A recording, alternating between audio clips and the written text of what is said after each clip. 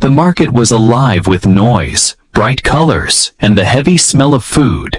Humans and aliens pushed through the narrow paths, shouting prices, calling out offers, and carrying heavy baskets. Everyone seemed busy, everyone seemed full, but in the corner of the street, two small figures stood still, quiet, and almost invisible. The older girl's eyes were sharp, too sharp for a child. She held a toy in her hand, not a new one, not even whole. It was broken, scratched, and faded, but to her, it was still her treasure. Beside her was her little sister, smaller, weaker, and trembling. The younger girl's stomach growled loud, yet she did not cry. Her lips were dry, her skin pale, and her head rested against the wall like it was too heavy to lift. The older girl looked around the market again. Her stomach burned with hunger, but her heart burned more when she saw her sister's face. She whispered, "I will find food, just wait." Her voice was soft but carried a strength far beyond her age. She stepped forward, clutching the toy tightly. She had nothing else, no coins, no family, only this toy. That was when she saw him, a human standing near a stall. He was taller than the others, his face tired but not cruel. He was buying bread from an alien baker. His clothes showed he was a traveler, not rich but strong. The girl's heart raced. She had been warned. Humans did not care about the weak. Some even feared them. But something about him made her stop. Her little sister stirred and whispered weakly, "I'm so hungry." The word stabbed her like a blade. The older girl clenched her toy and made a choice. She walked toward the human. Her steps were small, but in her mind each one was heavy. She held up the toy with both hands. Her voice shook as she said, "Please, food, take this." The human looked down at her, confused. He saw the broken toy, the shaking hands, and then her eyes. Hungry eyes, desperate eyes, eyes that had seen too much. For a moment he did not speak. The market noise faded around him. All he saw was her. "Why would you give this away?" he asked gently. His voice was calm, not mocking, but full of surprise. The girl's lips trembled. "My sister. She is hungry. I will trade this for bread, please." The human's chest tightened. He had seen hunger before, but this was different. The toy was worthless to anyone else, but it was all she had. To offer it meant her need was greater than pride. He reached into his bag and pulled out a small loaf. He broke it in half and gave it to her. "Here," he said, "eat." But the girl shook her head. She ran back to the alley. The human followed slowly, curious, and when he reached the corner, his eyes widened. The smaller sister was sitting weakly on the ground. Her big eyes lit up when she saw the bread. The older girl knelt and pushed the piece into her sister's hands. "Eat," she whispered. The younger one bit into it with shaking hands, her face glowing with relief. The human stood there, silent. His mind was caught between pity and anger. Around them, other aliens passed by. Some laughed, some sneered. One muttered, "Why waste food on trash?" Another spat near their feet. The human clenched his jaw. He had not come here to be a hero. He had not come to fight. But seeing the sisters treated like dirt twisted something inside him. The older girl looked back at him, still holding her toy. She whispered, "Thank you. I can give this to you now." She tried to place the toy in his hand. Her eyes begged him to accept. The human stared at the toy, cracked and faded. He slowly pushed it back. "Keep it," he said. "It belongs to you, not me." Tears filled her eyes, not from sadness, but from something she almost forgot. Kindness. For a second, her hungry eyes softened. But then, the laughter ebbed. If the crowd grew louder, whispers spread quickly. "A human is feeding the worthless ones. He will bring trouble on himself. Foolish man." The human glanced around. He could feel the weight of Of many eyes, he knew this would not be the end. Helping them once was enough to draw attention. He took a deep breath. The younger sister leaned against the older one, full for the first time in days. The older girl hugged her, but her gaze stayed on the human. She asked softly, "Will you leave us now?" The question hung heavy in the air. The human had no answer. Not yet, but deep inside, he knew this was the start of something bigger, and as the sun began to sink, the hungry eyes of the girl kept watching him, eyes that carried fear, hope, and a silent promise that their paths were now tied together. The night fell fast, shadows stretched over the cracked streets, and the lights of the market dimmed one by one. The wind carried dust and whispers. The human stood at the edge of the alley, still unsure. His bag felt heavier now, not because of supplies, but because of the decision weighing on his chest. He looked once more at the alien sisters. The younger one had fallen asleep in her sister's arms. Her face was calm now, the bread still clutched in her tiny hand, crumbs near her lips. The older girl sat silently, watching the human. Her toy lay in her lap. Her eyes were half open, yet alert. She looked tired, but she didn't let herself sleep, not with a stranger nearby, not when danger could come any moment. "Do you have a name?" the human asked softly, kneeling near her. She blinked, not used to such a question. After a moment, she whispered, "Tavi." "And your sister?" he asked. "Lena," she replied, touching the girl's hair gently. "She's 5. I'm 8. The human nodded slowly. "I'm Callan." Tavi didn't answer. She just stared at him, as if trying to read something inside him. Callan sat down across from them, not too close, but not far either. He opened his pack, pulled out a second piece of dried meat, and set it between them. Tavi hesitated. Then Reese ached slowly and picked it up. "I thought you gave us enough," she said, confused. Callan shrugged. "You didn't eat, only your sister did. That's not enough for 2. Tavi looked down, then said something that made his throat tighten. "I can eat later. If I eat now, there will be less for tomorrow. Lena needs it more." Callan leaned back against the wall, silent for a moment. "That's not how food should work, kid." She didn't reply. Minutes passed. Callan watched as she finally nibbled the meat, small careful bites like she was afraid it would disappear. He noticed how she folded the wrapper, how she hid the crumbs for later.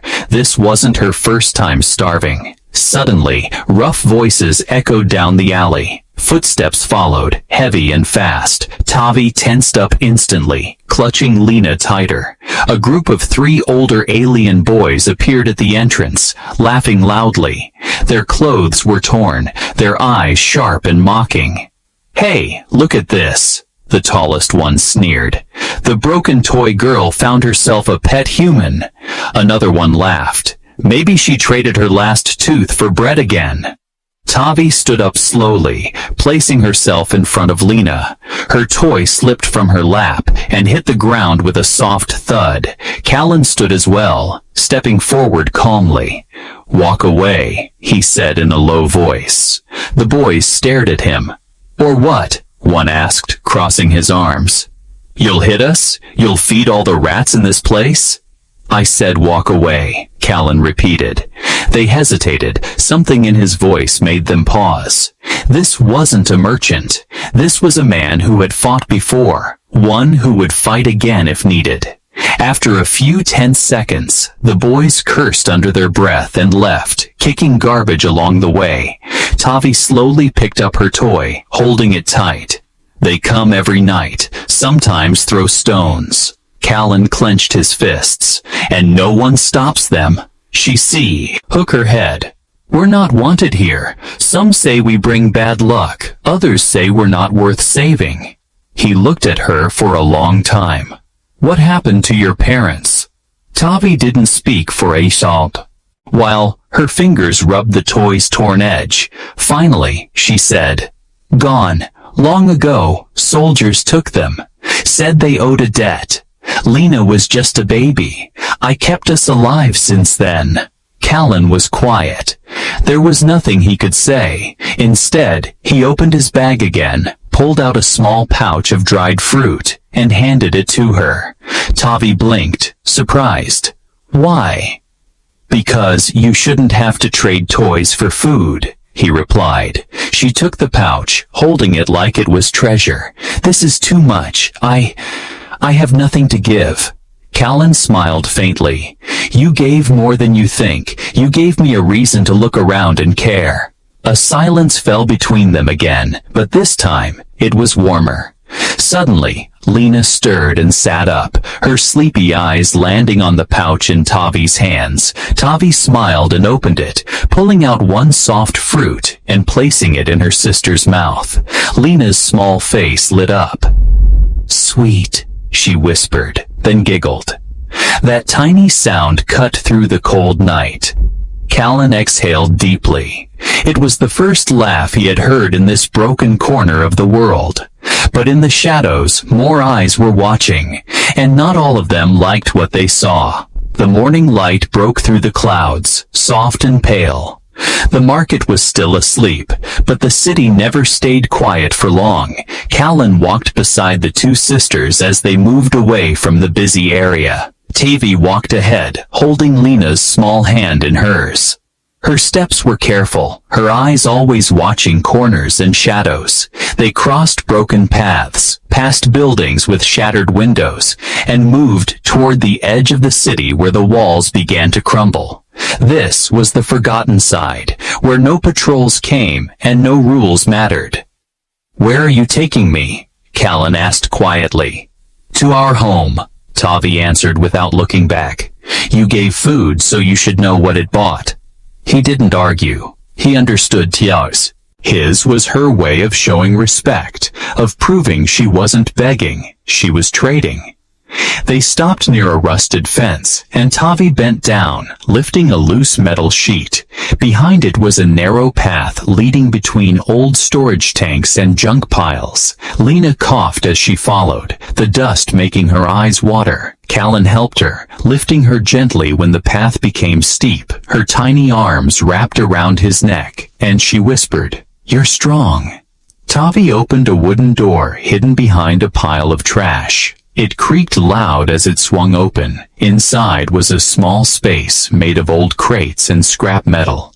There was a thin blanket on the floor, a cracked bowl in one corner, and a few stones shaped like chairs. On one wall, scratched into the wood, were messy pictures. Stick figures, stars, a sun, and two girls holding hands.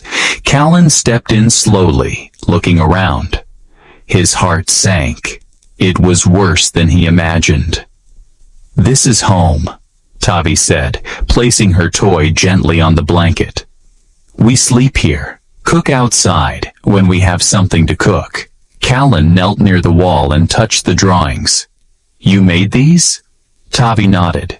They help Lena sleep. She likes to pretend we live in one of the houses on the hill. Lena giggled and pointed at a drawing of a circle. That's our round bed, she said proudly, like the ones rich people have. Callan smiled, though his eyes burned. He turned toward Tavi. And the toy? She sat down beside her sister. It was the last gift from our mother, she said. No matter what happens, this toy will protect you when I can't. Callan lowered his head. And now you were ready to trade it for food. Tavi's hands tightened around her knees, because I thought she'd want us to live more than remember. For a moment, no one spoke. The wind outside pushed through cracks in the wall, but inside the shack, it was still. Callan reached into his bag again, and pulled out a small metal tool. He walked over to a corner of the shack and started working on the wall. Tavi watched with wide eyes. What are you doing? Fixing this crack, at least a little, he said. Cold air shouldn't come in where children sleep.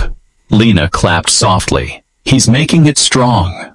After sealing the gap with some cloth and scrap metal, Callan turned around. I can do more, but only if it's okay with you. Tavi hesitated. Her whole life had been filled with people who wanted something, who took and never gave. This was new, unfamiliar, and scary. "You're not trying to take us somewhere?" she asked carefully. Callan shook his head. "No, I'm just a traveler. I saw something wrong, and I can't walk away from it now." Tavi looked down. "Then, you can help, but only a little at first. I have to trust slowly." Callan respected that. "Fair enough," he said. He spent the next hour fixing the door, adding weight to keep it shut in strong winds. He used a strip of cloth to make a curtain that gave the sisters a little privacy. When he was done, Tavi offered him a cracked metal cup. "We saved this from a merchant's trash pile," she said. "You can have water." He took it, smiling. "Best drink I've had all week." Lena handed him a piece of chalk. "Draw something," she said, pointing to the wall. Callan thought for a moment, then drew a little stick figure man holding hands with two girls. One was holding a round toy. Tavi stared at the drawing. Her lips moved, but no sound came. Finally, she said, You see us." Callan looked her in the eyes. "I do." But outside, behind a broken pipe, someone was watching. A pair of narrow alien eyes blinked, then disappeared into the shadows. Night returned, colder than before. The wind pushed hard against the thin shack walls, but this time, the cracks were covered, the curtain held strong, and the door no longer swung open with every gust. Inside, it felt safer. Lena curled up under the blanket, already asleep, her little breaths soft and steady. Tavi sat beside her, arms wrapped around her knees, staring at the candlelight flickering in a tin can. Callan sat on the other side, silent, thinking. "You didn't have to stay," Tavi said after a long pause. Her voice was flat, but her eyes carried a question. Callan didn't answer right away. He watched the flame dance, small but stubborn. "You've been alone long enough," he finally said. Tavi didn't argue, but her lips pressed into a line. Outside, something shifted, a soft crunch of gravel. Tavi stiffened instantly. She leaned over and blew out the candle. The shack fell into darkness. "Someone's out there," she whispered. Callan nodded slowly. His hand reached for the small blade he kept inside his boot. Footsteps came closer, slow and deliberate. A voice followed, harsh and familiar. "Hey, broken toy girl." It was the same boy from earlier, the tall one with cruel eyes. His voice oozed confidence, and he wasn't alone. Two others flanked him, their shadows stretching under the moonlight. Callan stood and moved to the door, pressing his back to it. "Go away," he called out firmly. Laughter. "You again? Thought you'd run off like the rest of the do-gooders." Tavi reached behind a crate and grabbed a piece of pipe she had hidden long ago.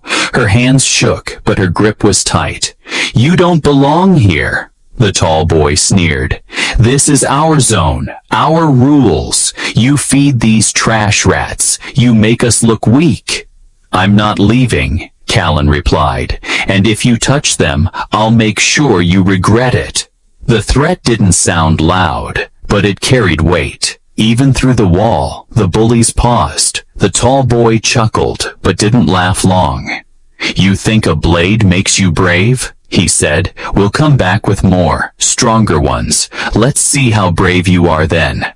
Their footsteps faded, but the fear remained. Tavi didn't move until long after the silence returned. Then she dropped the pipe and sat down, hugging her knees. "They'll come back," she said.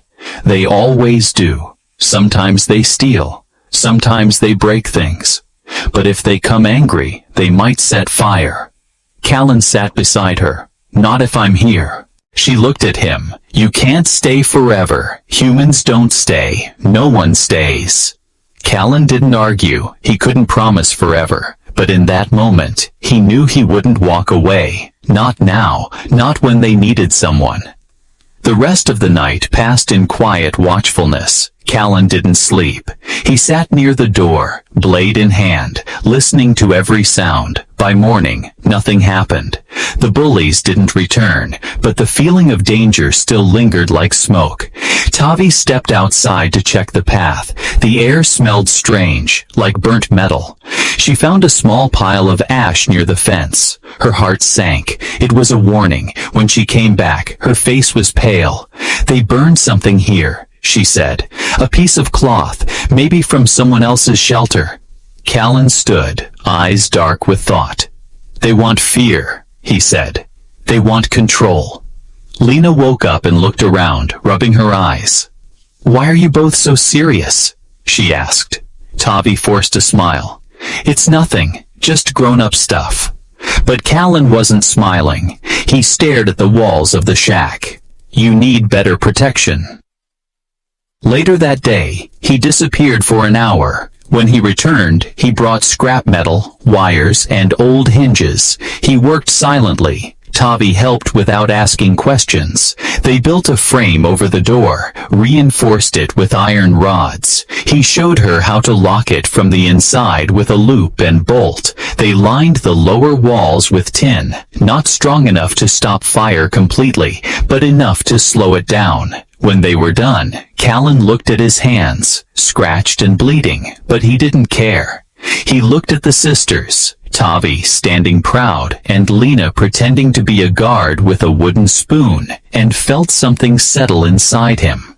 "You've done more than anyone else ever did," Tavi said. "Why?" He wiped his brow and looked at her.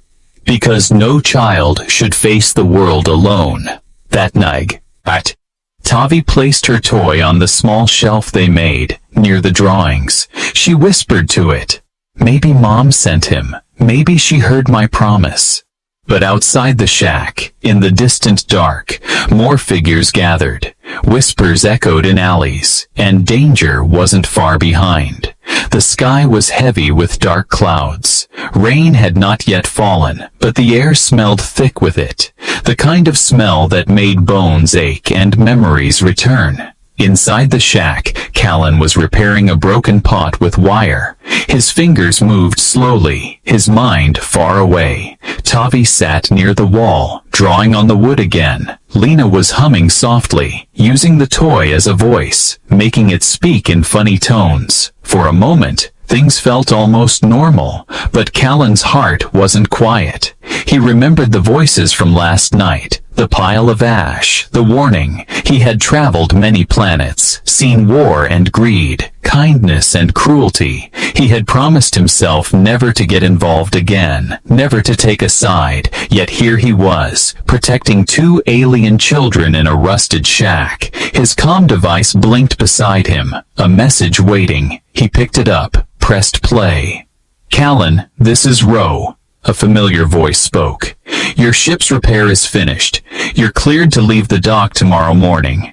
He stared at the small screen. Leave, that was the plan. Fly away, start fresh on another world, safer, quieter. He looked at Tavi, her eyes focused as she added stars to her drawing, trying to make their shack look like the sky above. He looked at Lena, giggling as she made her toy pretend to fly. They didn't know he was leaving. He stood, slowly walked outside. The wind hit his face, colder than before. He walked past the fence, past the rusted pipes, down the path toward the edge of the junkyard. His boots crushed old metal, but his mind was somewhere else. He stopped near a broken drone, sat on it, and placed his head in his hands. "What do I do?" he whispered. "Why now? Why them?" He had been a soldier once, strong, feared, then a rebel, then a fugitive, and now just a traveler, tired of running, but fate didn't care about rest. Behind him, small footsteps approached. Tavi stood quietly, her arms crossed. "You're leaving," she said, not as a question, but as a fact. Callan didn't turn. "My ship's ready," she looked at the sky. "Then go." Silence hung between them. After a while, she added, "But if you do, don't come back. Don't show up with guilt or excuses." Her voice didn't shake, but her eyes were wet. Callan stood slowly. I didn't mean to become part of this. Tavi nodded. No one ever means to. They just do, and then they run when it gets hard. He faced her. I've lost people before. I've fought wars that didn't matter. I promised myself, never again. Tavi's jaw tightened. Then don't promise us anything. He sighed. I just wanted to help. I didn't plan to stay. And I didn't plan to survive this long, she replied. But here I am. Her words hit like a strike. Callan looked down, then slowly nodded. You're stronger than most grown soldiers I've met. I had to be, she said, turning back toward the shack. He watched her walk away, her small frame firm and proud. That night, he didn't sleep. The message still blinked on his comm, but he didn't respond. He sat at the door, blade in hand, watching the stars blink through holes in the roof. Just before sunrise, a sound made him freeze. Boots, many of them. He stood and peeked outside. 6 figures, torches, sharp tools in their hands. They weren't hiding this time. Callan woke Tavi gently. They're here. She didn't cry. She just held Lena close, whispering into her sister's ear. Be brave. Callan stepped outside, closing the door behind him. The tall boy stood at the front, sneering. Time's up, human. You were warned. Callan's grip tightened on his blade. You'll leave this place.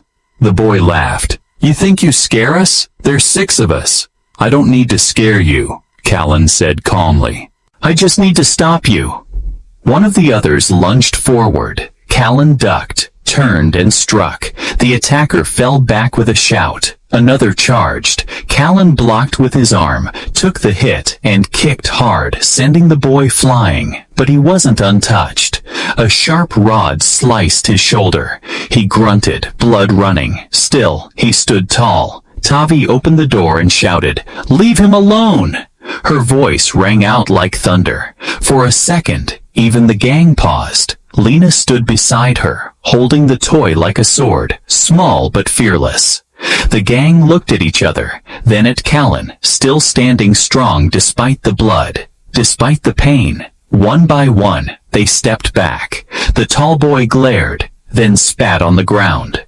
Not worth it, he muttered, and left.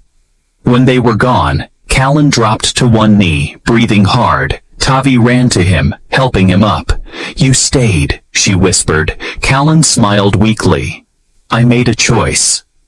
The sun barely rose above the rooftops, but the whole shack was already awake. The floor was stained with dried blood, Callan's shoulder wrapped in a torn cloth, and the air heavy with fear and silence. Tavi sat beside him, slowly dabbing his wound with wet fabric. She didn't speak, not even when Callan winced in pain. Her small hands were careful, focused. She had done this before, too many times. Lena sat in the corner, holding the toy tightly to her chest. Her wide eyes didn't blink much. She watched everything, her mind trying to understand what just happened. Callan finally broke the silence. They'll come again. Tavi nodded once. Yes, but with more. They won't forget what you did. He sighed, leaning his head against the wall. I never meant to make this place a battlefield.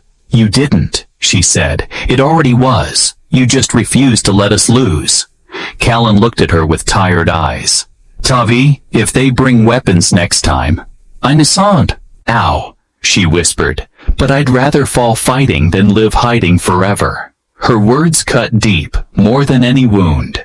By midday, Callan stood again, slow but firm. He went outside and looked around. The streets were too quiet, no voices, no market noise, just stillness, as if the city was holding its breath. Tavi followed him with a small bag. There's a back path behind the trash piles, she said. You could escape now while they watch the front. Callan turned sharply. And leave you behind? I'm not asking you to run, she said. I just want you to choose without guilt. He shook his head. I already chose, and I'm staying. That evening, they prepared as best as they could. Tavi gathered bricks and stones. Lena helped stack them near the door. Callan sharpened his blade and fashioned 2 more weapons from old scrap, crude but useful. They didn't eat much, saving food in case they had to flee later. As darkness came, they heard them again. Voices in the distance, louder this time. More boots, more weapons, more torches. Callan took position outside the shack. The moonlight lit his face, calm but sharp like steel. Tavi and Lena stood behind him, their hearts pounding. A crowd came into view, not just the bullies this time, but older ones, stronger, carrying iron rods, jagged metal, broken tools sharpened into blades. The tall boy stepped forward again, now with a cut across his cheek from last night. "We warned you, outsider," he growled. "Now you pay for your pride." Callan didn't flinch. "I don't protect these girls because I'm a hero," he said. "I do it because they deserve to live, just like you." Laughter broke out among the crowd, but not all of it was confident. Some looked uncertain, some avoided his eyes. One man in the back shouted, "We can't afford kindness. They slow us down. They're nothing." Lena stepped forward suddenly, holding her toy high. "We are not nothing," she shouted, her tiny voice shaking but brave. "We dream, we laugh, we hurt, we are not garbage." Silence fell. Callan's voice followed, strong and steady. "You won. Tee me, then come and try, but understand this, I will not fall easily, and even if I do, I'll take more than a few of you with me." The crowd hesitated. No one moved. Then, from behind the crowd, a new voice spoke. "Enough!" Everyone turned. An old alien woman stepped forward, hunched but firm. "I've watched this long enough. This man did what none of you would. He protected the helpless." Another voice joined. A merchant. "He gave food without asking. I saw it." Slowly, more voices rose, not many, but enough to shift the air. The tall boy scowled. "You're all cowards," he shouted. "We're stronger without weaklings." He raised his weapon and rushed forward. Callan stepped aside and struck, knocking him down hard. The boy rolled and screamed, "Help me!" But no one moved. He looked around, saw their eyes, no longer full of rage, but doubt. Callan turned to the crowd. "No more fighting," he said, "but I won't let anyone hurt them again."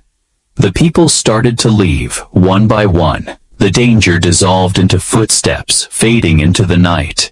Tavi stood in shock, her mouth open. You stopped them." Callan turned to her. "No, we did, together." Lena ran into his arms, the toy still clutched in her hand. "We won," she said. "We really won." Tavi stepped closer and whispered, "For the first time, we're not alone." And Callan realized, maybe this place, this broken corner of the city, had given him something too, a reason to stop running. The night was quiet again, but this time, it wasn't filled with fear. It was filled with peace. Inside the shack, the candle burned gently, casting golden light over the worn walls. Tavi sat near the drawings, her fingers tracing over the stick figures on the wood. She added a new figure beside the others, taller, with a sword in one hand and a small heart drawn over the chest. Lena hummed a soft tune, holding her toy in one hand. And a slice of bread in the other. She had eaten well for the first time in weeks, maybe months. Her cheeks had color now. Her laugh came easier. Callan stood outside the door, breathing in the cold night air. His shoulders still ached, but it was healing, and more than his body, his heart felt full. People from the market had started visiting, not many, but enough. One old baker brought leftover buns, a mechanic dropped off a clean blanket, a silent mother handed a tin of soup and left without a word. The city hadn't changed completely, but it had cracked open just a little. When Callan walked back into the shack, he saw something he didn't expect. Tavi had set up the space like a real home. The blanket was folded, the tools neatly stacked, even the broken plates cleaned and placed in a row. "You cleaned up," he said with a soft smile. Tavi nodded. "If it's going to be our home, it should feel like one." Callan looked around, surprised by how warm it felt despite the scrap walls and the rusted floor. Lena tugged on his hand. "Are you going to leave now?" she asked, her voice small but not afraid, just curious. Callan knelt beside her. "Do you want me to leave?" She shook her head hard. "No, you're part of the house now, like the drawings and the toy." Tavi watched from the corner, quiet. She didn't say it out loud, but her eyes agreed. Callan felt something shift in his chest. He had traveled stars, crossed deserts, escaped wars, but in this tiny shack, among these two brave girls, he found something no planet ever gave him: belonging. Later that evening, they sat around a small fire pit outside the shack, the soup warmed in a pot, steam rising into the cold night. Tavi added herbs she had picked from a nearby alley garden. The smell filled the air, rich and comforting. Lena handed Callan the first bowl, her smile wide. "You're the guest," she said proudly. Callan laughed. "I thought I was part of the house." "You are," she nodded, "but also guest, until you get a blanket of your own." Tavi giggled quietly, a rare sound, but it made Callan's heart warm like the soup in his hands. They ate slowly, no rush, savoring every bite. It wasn't much, just soup, some bread, and a slice of fruit. But it was the best meal Callan had tasted in years. After the food, Lena fell asleep in Callan's lap, her toy tucked beside her. Callan didn't move, just let her rest. Tavi looked at him across the fire. "You had a ship ready." "I did," he replied. "It's probably gone by now." "Do you regret it?" she asked. He thought about it for a long moment, then shook his head. "No, not at all." She nodded slowly. "Then, maybe you can stay for real." "I want to," he said. Tavi reached into her small bag and pulled something out. It was a thin piece of cloth, old but clean. She handed it to him. "Your blanket," she said, smiling shyly. He took it with both hands, eyes soft. "Now I'm officially part of the house." Lena stirred in her sleep, mumbling something about flying through stars. Tavi chuckled. "She dreams big." "She has a reason to now," Callan said, looking at her gently. "Because of you." Tavi looked down at her feet, then up again. "Because of us." And so, under the stars, in a forgotten part of the city, an old traveler, a brave girl, and her giggling sister shared warmth. Not just from fire or food, but from something stronger. Family. They had no gold, no ships, no grand rooms, but they had hope, and that was enough to build something beautiful. Together, they would face whatever came next, and together, they would never be alone again.